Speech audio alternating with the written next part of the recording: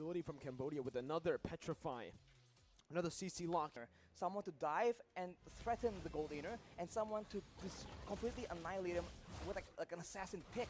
So I think Nagita can serve that purpose, but now we're straight back into the Land of Dawn, Mirko. Well, once again, ladies and gentlemen, we're jumping into the Land of Dawn, where Indonesia is trying to equalize, and Cambodia are trying to secure the grand final position with Dreams already very aggressively moving into the enemy jungle, taking a whole lot of damage here as Danger rotates as well. It's first blood before the first minute of the game. Cambodia are on fire. Bit of a disaster trying to get information on a Nagita. Very, very squishy. Yes, you have the blessing of the ocean, but you need to survive for that to actually work out. And by the way, speaking of security, 3 Purifies on the side of Cambodia. Man. They are not having any crowd control issues whatsoever. They want to be able to do whatever they want, and they have enough mobility to make that happen without those sprints. So the Purifies will mean that Indonesia needs to be very wise in how they want to use these skills. Oh, T still able to get out. Going to be taken down by Hijume. That's a trade back on the board. Both the roamers already falling here early in the game. But I do feel like, again, in terms of that mid-control, this Iesf with the Nagita will definitely have a bit of an edge. Clearing out the waves a bit faster to rotate and to provide more help across the side lanes. If they roam S3 along with Taz on the Akai, they actually have more advantage, but look at this dive. Oh, Lutsu, too aggressive. Gonna be taken down, punished, and that's the real world manipulation as well.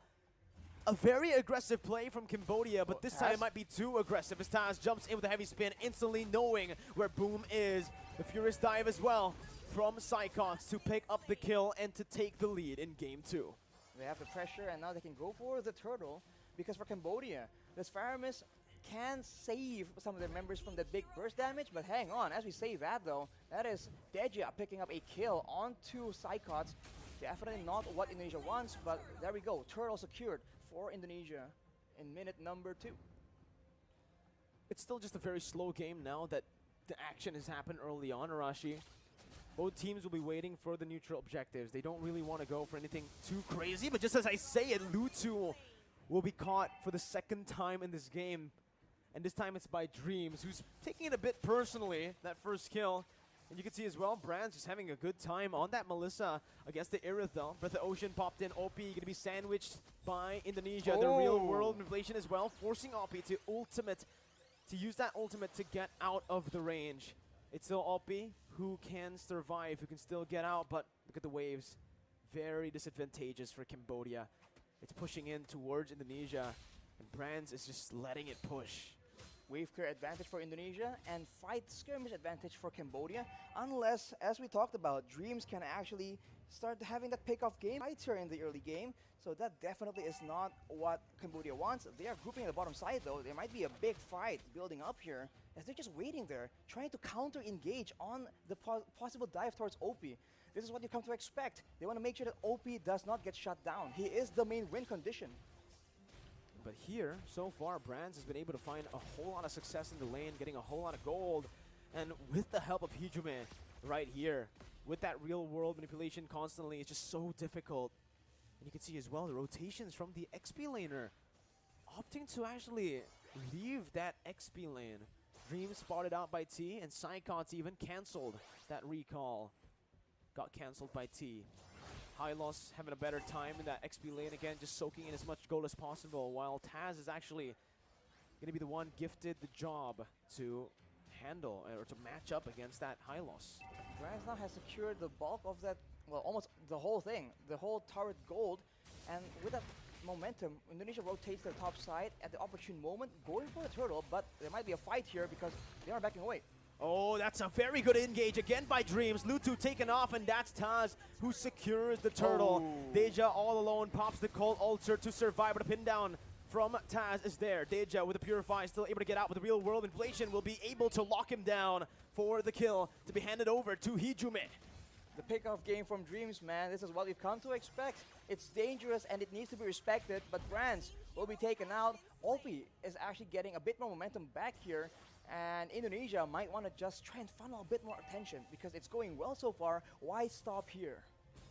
Yeah, 3,000 gold lead already. Taz also was able to steal away the purple buff. Levels behind of Taz on a hero that you would really optimally want to go snowball early on, right? You want to get as much as possible on this Leomord. And if you get to that later stage, you are going to fall off pretty badly, actually.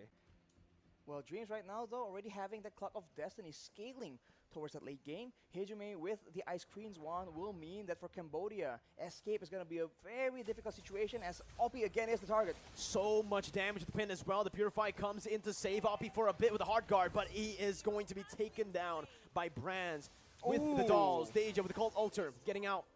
Brands just securing that tier 1 down below and moving back. Indonesia now invading the enemy jungle, and Lutu has no say whatsoever to what's happening in his jungle. Taz is now 3 levels ahead. Psychots is zoning Lutu away, has a Black Dragon form to get out as Taz jumps in, gets the damage down as Dreams, looks for the follow-up now. Tier 1 gonna be taken down in the mid lane. Boom, still having the glorious pathway, can get out. And Indonesia decides to play the disciplined game this time, backing off, not overextending as they did in game 1.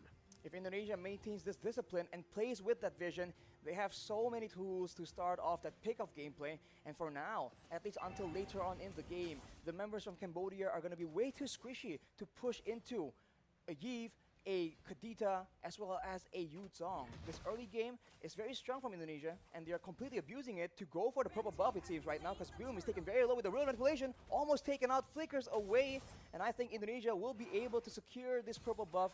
That's a sad day for Lutu on the Cambodian side. The gold lead is just building again, slowly but surely, towards Indonesia as they are suffocating Lutu, especially in this jungle. But the entire Cambodian team is just not having a good time here in the first 7 minutes. You know, Indonesia came back from a similar kind of position here. You can already see again that ambush over Lutu, trying to find some compensation. Dreams with the conceal, still able to jump away. Dreams finally taken down with the Phantom Steed by Lutu, as Psychots might be next. Brought back to the team, has the Furious Dive, now going to be caught still. Serves, staining for a bit, but Lutu finds that double kill, putting them on the board. And finally, Lutu has found 2 kills here.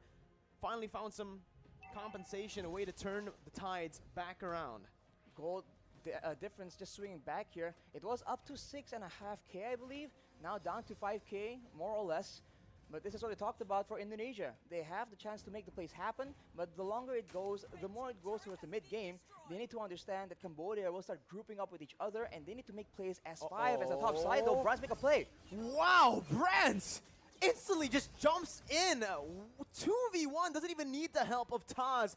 A good read by Brands, and a very good, just honestly, instinct by him, knowing exactly the limits of Melissa and how much he can take. Pops that go away perfectly as Lutu jumps in to knock him back, and Deja's gonna be caught as well here. Pops the Call Altar for safety, but will just lose that HP bar instantly. With the rough waves popped in and the purple buff targeted, Indonesia have taken the lead back into their hands. That grasp is as strong as ever.